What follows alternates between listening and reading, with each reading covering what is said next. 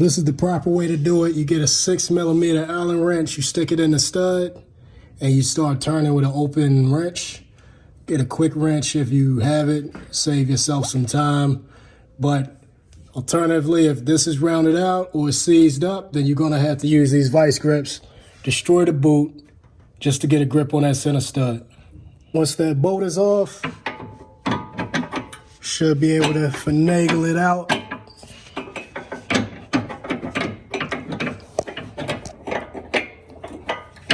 Bottom first. Get this Allen key out, or a hex key.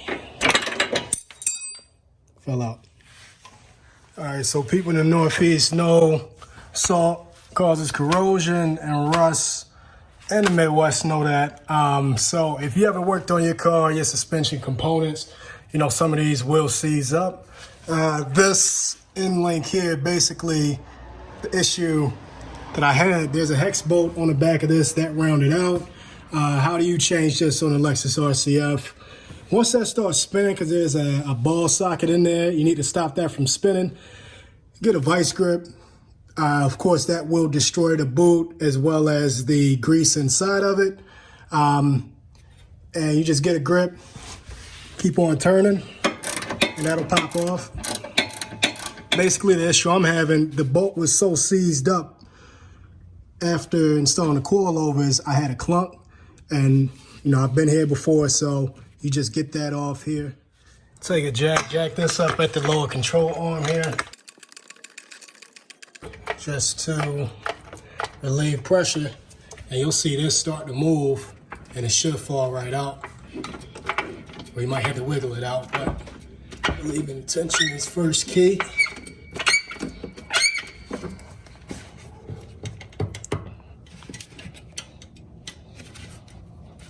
Too much tension, you gotta get the sweet spot. You saw that just move. And wiggle this bitch out.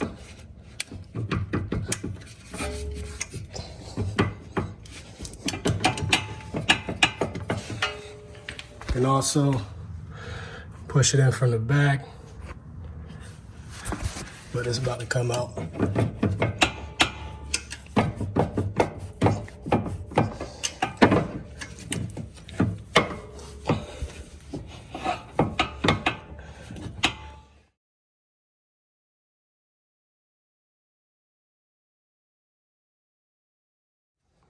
All right, so that's now free. You can now drop this assembly here.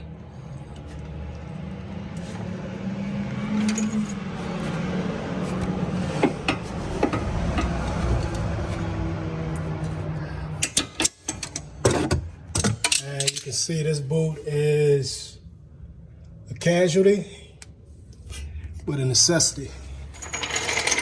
And then get that impact. Get it right down there.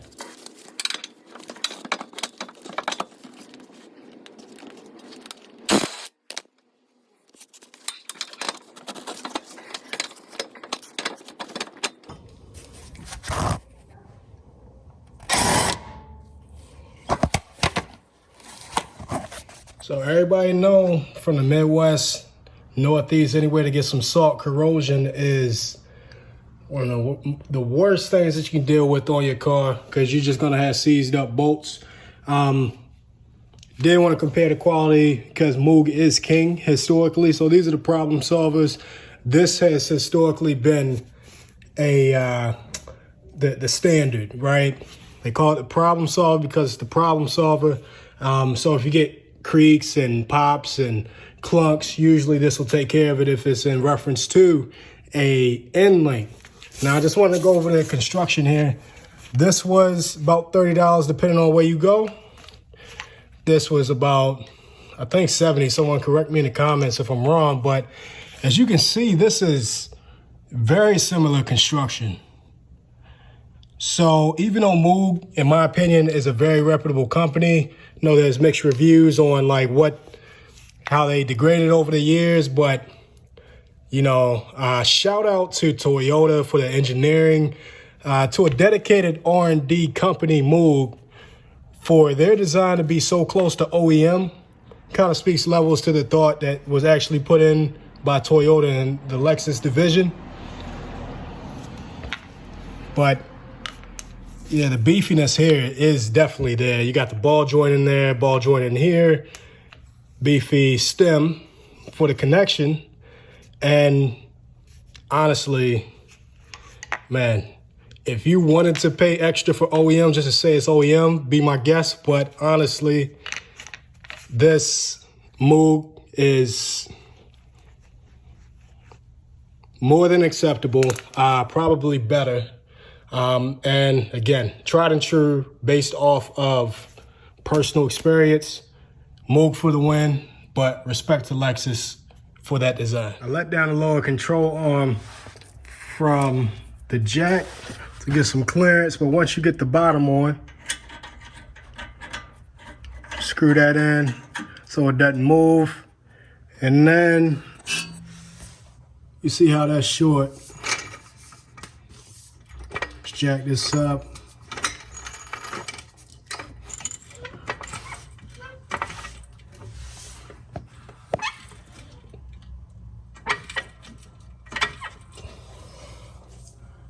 And you should be able to get that through.